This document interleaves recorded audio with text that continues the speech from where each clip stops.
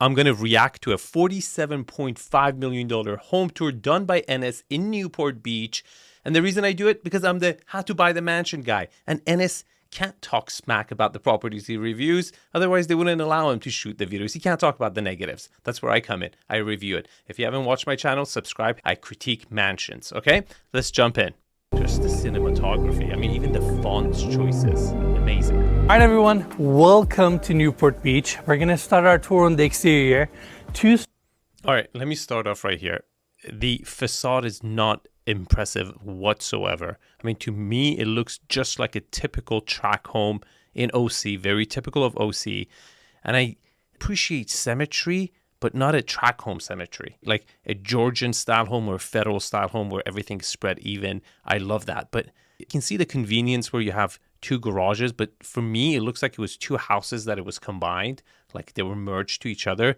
Not impressive at all. And obviously the location doesn't allow it, but there's no frontage. The house literally sits on the street. So for a $47.5 million home, that's a negative. Story modern estate, stucco finish. In total, we have 3 separate garages that can house up to 6 cars. Now the walkway takes you to the gate. This gate is hand carved and it brings you to this amazing courtyard. Come on in. Look at this space. It is landscaped so beautifully. It's lush in green, and this section brings so much natural light to the first and second floor of this property. Okay, let me pause it right here. That gate, the gooses, were just really cheesy for this caliber.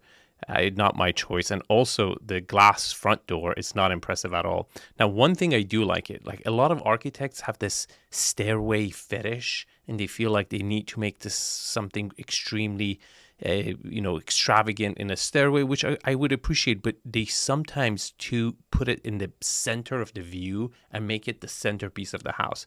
I really like the fact that at least this architect, who also has a fetish with stairways, has tucked it in and very smartly has put a glass wall to allow natural light to come in. Very smart, right? He's controlled his fetish, let's say. In fact, this corner is all glass enclosed, and you can see the main staircase nicely floating. And then we have this beautiful glass front door opening up to the foyer of this property. Come on in. You have beautiful hardwood floors. Look at the... Immediately, the first thing that just jumps out, extremely low ceilings. I mean, look, Enes could potentially touch the ceiling, and I think he's 6 foot tall or maybe 5'11", but he could easily touch the ceiling. And the fact that it's open, it's great. I love how open it is. There's only 2 columns, but the width and the height ratio is horrible. Now, there could be height limitations in this neighborhood that doesn't allow it, but it's just the downfall, right? You got to see it. What else can I get for $47.5 million with ocean views? And this one in this location, even if it's by the zoning, it's a negative. Now, I got to say, I do love the wow factor. It's amazing that you open up, you just give the wow, both with the width. You don't have the height, but you do have the width of the house. So that opens up and it's all glass, opens up to the water. You see the marina, you see the boats. That's fantastic. The height is definitely a negative, but it still has a lot of strength in it too. And I love houses with wow factors because in my experience, when I'm selling mansions, the first 3 seconds is what kills or makes the deal. Let's take everybody to the living room, which is on this side. Decoration here is fantastic. Custom pieces, chairs, couches. And then you have this long coffee table right. So a couple of things. It's really good that they've created this little nook off the main great room because you get probably one great room. But they've created a nook to kind of create a little intimacy, which is good and needed at times. But the position of the TV, look at the reflection on the TV. Good luck watching TV on that during the day. I mean, you have to put the shutters down for sure. But it just strategically, the reflection will kill you. Even the speakers are nicely incorporated to the wall. And more importantly, this entire first floor is all open.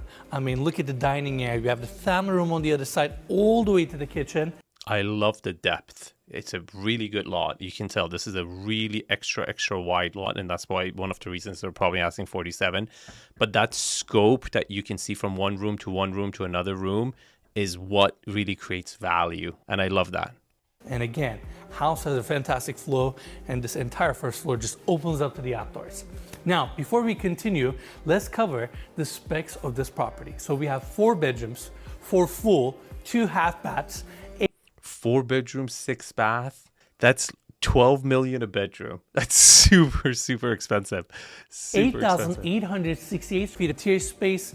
This section fully opens up to the outdoors where you can just enjoy these views. The transition here is so seamless. Even your ceiling perfectly continues to the exterior, 2 chairs, and you live right by this channel. How cool is this? So one of the elements you got to pay attention, these are things that you wouldn't even notice, but do you notice how the property's perched up? That's really important for privacy. If you got a ton of boats going across, right, they can't see your lower body at least. You know, they can see maybe your head going by, but you get some sort of a privacy just being perched up by like 4 or 5 feet from the water level. Now, follow me this way. Before we talk about the family room, they even have this little moment to yourself to just sit down, read a book, have your coffee, enjoy the outdoors, and you have a nice light fixture here. Now, so the staging or the furniture, it's not exactly to my taste, but the spacing is fantastic. They've done a great job. It's not overwhelming and it's not too small. It just allows the right amount of flow. It compartmentalizes different parts of the house really nicely, and creates these moments just like this little 2-person moment where you can have a glass of wine. Pretty cool. Cody, why don't you go to the other side so we can show everyone how this family room feels. Obviously, it's a very spacious section. Do you see how this material is so different than this material, but the color palette goes pretty eclectically dull, I would say. You have your main couch, chairs, unique coffee table on this side, your TV, and this coffee table is actually really interesting. It's also seating stools. How nice is that? It's such a cool little design for the living room. It's like little rose petals. I think it's a very creative piece. It also brings a nice pop of color and complements the living room really well. Now, I want to cover 2 details. Number 1, this bulkhead design that we have throughout this room. It hides all of the automatic shades, and it also features mood lighting, so I'm sure at night that section is going to look beautiful. Second, I specifically kept this sliding glass door closed because I wanted everybody to see how you can just open them up and seamlessly walk to the outdoors. There you go. That easy. Wait a minute. That's how glass doors work. Of course you open them and then you go out. You go in, you go out. It's seamless. How else did you think it's going to happen? It opens up to this view, to this ambiance, and it's just great. You bring the outdoors straight to your living room. What do you think? I love it so much. Now, Cody, let's bring everybody to the kitchen, which is on the other side. We have 2 French doors opening up to the pool deck. This is awesome. So this is 3.5 lots combined. This is what you get, because most of the houses on the harbor, they're not going to have swimming pools because you would just lose a lot of house. But that extra lot and a half is for the probably best house in the swimming pool. It's obviously not on the view side, but it's just amazing to even have it, right? A huge plus. And on the other side, this Patagonia quartzite looks so beautiful. Look how they had to fabricate the sink, since they use the same material for the sink as well. It's okay. It's okay. Nothing special. Properties, the home in Park City, which is arguably one of my favorite homes ever, featured Patagonia quartzite. The home that we toured in Malibu also featured Patagonia quartzite, and it's the stunning stone that has such a unique vein structure, crystallization. I mean, look at. Okay, this is the type of stone that would age very, very quickly. You choose a countertop that is really complex and has too much going on, it will show its age almost immediately, within a year. Remember, these trend cycles, each 1.5 years, 2 years, a new trend comes. Look at all the patterns, and it complements this island beautifully. Now on the other side, so you have an easy access from your courtyard straight to the kitchen as well. But this workbench that they brought, now just notice how dark the interior is, and that is because of the low ceilings, how wide you are, how much window you have, and they have purposely shot this house in the afternoon. You can see the afternoon light coming in, and to me, it still looks dark. And that has to do a lot with how low the ceiling is. And then you've got that depth of the house, which is great. That's luxurious. You have this huge width of the house, which is amazing. But when the ceilings are low, the end of it is just going to get really dark. There's no natural light coming in. Big negative. Now on the other side, we have the rest of the base cabinets. We're obviously facing the pool deck. You can just open up these casement doors.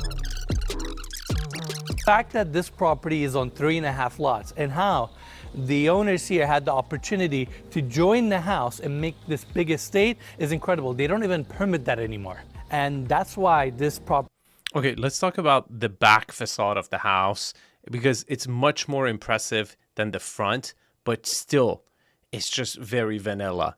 And it's interesting because it seems like the upper floor has a higher ceiling than the lower floor, which is really counterintuitive to bringing more light to the living areas, you know, as to in the bedrooms you will be sleeping and you don't need that much natural light. So I don't know if they got that ratio wrong. In this picture, it totally looks like the lower floors has a lower ceiling and the upper floor has a higher ceiling. But architecturally speaking, I mean, what is this? Is it a modern house? Is it a traditional house? Is it a traditional house that they turn into a modern house? It doesn't have any exciting elements. It's very, again, vanilla, very plain. Looking from the exterior, it doesn't have any features that jump out. It's just glass, you know, and glass, and then a traditional roof, which to me, it's not an architectural style whatsoever. So it looks grand, it looks wide, it looks a lot better than the neighbors, but architecturally not significant whatsoever. Now, continuing our tour, again, sliding glass doors, open up the entire first floor to the outdoors, and now we arrive to the rest of the backyard, and this section is awesome. We have an outdoor seating area with a massive fire pit, your zero and infinity edge pool. And I say that specifically because the way... Okay, this part of the house is probably my favorite part of the house, and it's really that extra 1.5 lot that gives it to you. It's very impressive to have a huge swimming pool and an infinity edge pool. And truth be told, if someone just strictly wants this location, right, and it has ultimate amount of money, then it might have no other choice but to buy this house. And that's why the $47.5 million price, because, I mean, how many other properties are brand new construction and have a swimming pool? Probably not that many. So that makes it a differentiating factor, which probably in the eye of the buyer or the listing agent justifies the really high price point. This pool is incorporated to the patio. Now, while we're here, I want to point out the guest house. It's a 1-bedroom with its own living room, and it is properly detached. You can see the separation here, and it's just awesome that you have your own guest house to accommodate your guests, friends, family, and it is right over your pool cabana. Very cool to have a 1-bedroom separate detached guest house. Very cool. And it also, the lower part of it, counts as the pool house. Fantastic. All right, everyone, let's go check out the second floor. White steps, boat glass railing, braided steel handrail. Now, the first space we're going to tour is the office, and the office comes with its own seating area, 2 comfortable chairs, ottomans, and of course, this office opens up to the second floor balcony, and look at the views. Now, of course, the most important aspect of this office is the office is badass, really cool. And they've actually positioned it in one of the best areas on the water side. And this guy probably works at home a lot and, designated and wanted a lounge office for himself. Nailed it, really cool. And the ceiling heights are certainly higher on the second floor and the lower floor, which is, I think it should have been the other way around. That's it for the office. Now I want to bring everybody back to the second floor landing. Now we have a beautiful art piece here. Already framed the house for a future. So the choice of art is kind of bizarre. It's all over the place. It's way too big for that wall to begin with. And it's just the choice of art is random. There were some flower pieces downstairs. It just kind of like, I feel like an interior designer went and like, okay, these paintings match the palette. They match the palette of the house perfectly, but not impressive whatsoever. Elevator, which is really nice. We have a full bathroom on this side. Let's take a moment to appreciate this vanity between... Okay, the choice of mirrors in downstairs and upstairs, those are just so cheesy for a $47 million home. I mean, it just, with LED lights behind it, circle, come on. Like, it's just not luxury as we know it in Los Angeles. You wouldn't do that. You wouldn't put that piece there. The curved panels. Now we are arriving to the primary bedroom entry. They have a nice cozy seating area here with a gas fireplace. Same river rock is also used here. Again, TV is nicely recessed. I love the landing area before the primary. It's like a reception area, you know? Very cool. Luxury for sure. Then, Cody, let's pan up to the ceiling. Here, this is another weird painting on the wall. And this one, look at these paintings. Like, what is this? What is this? What is the other one?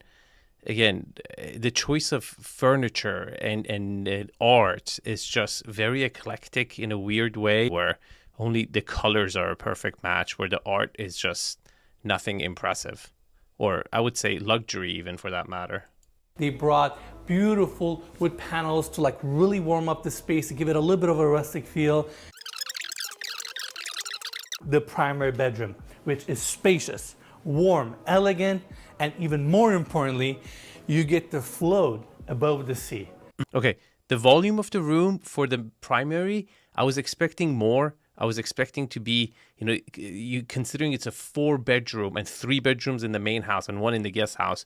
I was like, I hope they at least went crazy all out on the master bedroom to give it that crazy volume and it's good size, but it just didn't have that like super effect. You know, I thought, okay, they went for quality over quantity, but it's okay. It's a good size. It's not Love the massive angled wall of the windows too, so you get more exposure out to the south. Exactly, it maximizes the frontage that the bedroom gets. Wait till you see the primary bathroom. All right, let's go to the other side.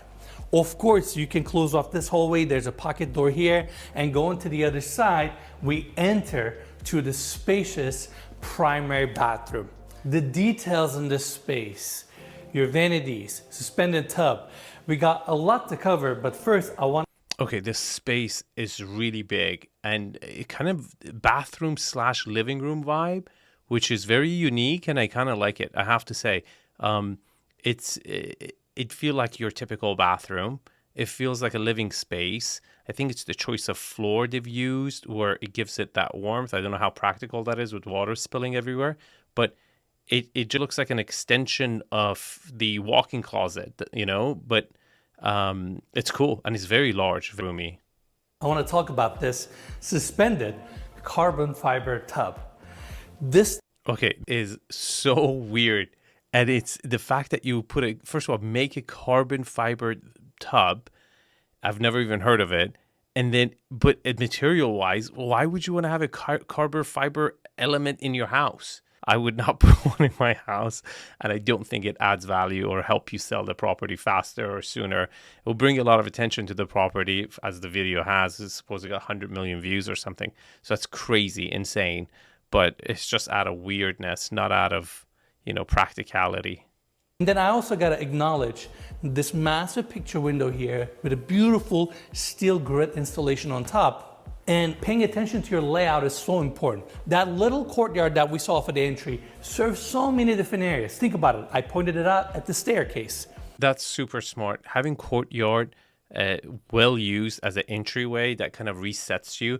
Like having a courtyard before your front door, it's kind of like a private driveway. It resets the brain. It's very valuable. And then when you use it as a light feature, as for light to enter different parts of the house, that's even genius. So that's a really smart design. At the seating area, now here, they've positioned this courtyard in such clever way that it brings natural light. It gives zen feel to many spaces. And in this case, with the tub installation, it looks beautiful. And now let's check out the walk-in shower, which is also very impressive. You can see this blue emerald marble that they use.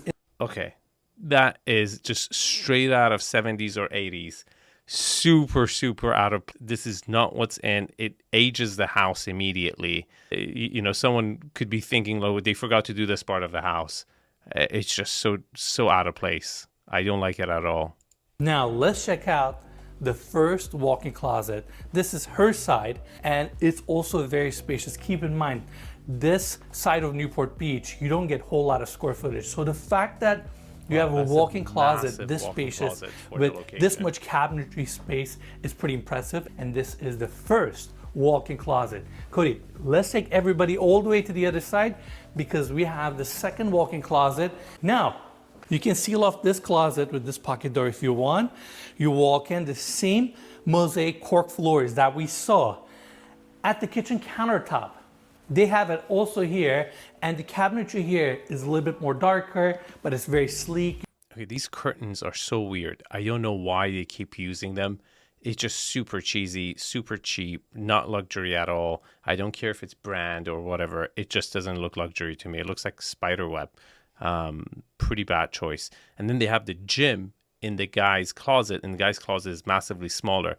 I think overall, the primary experience is pretty awesome. I didn't expect the bathrooms and the walk-in closets to be so huge. So I like the fact that they went for quality over quantity.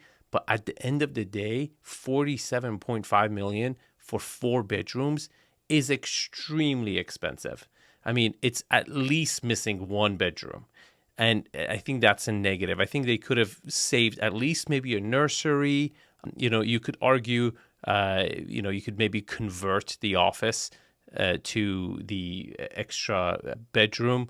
But I would have much rather seen that as a theater, right? I think the house is missing a theater for, again, you got to always look at $47.5 million. What else could I get, right? You have a lot of options with that budget.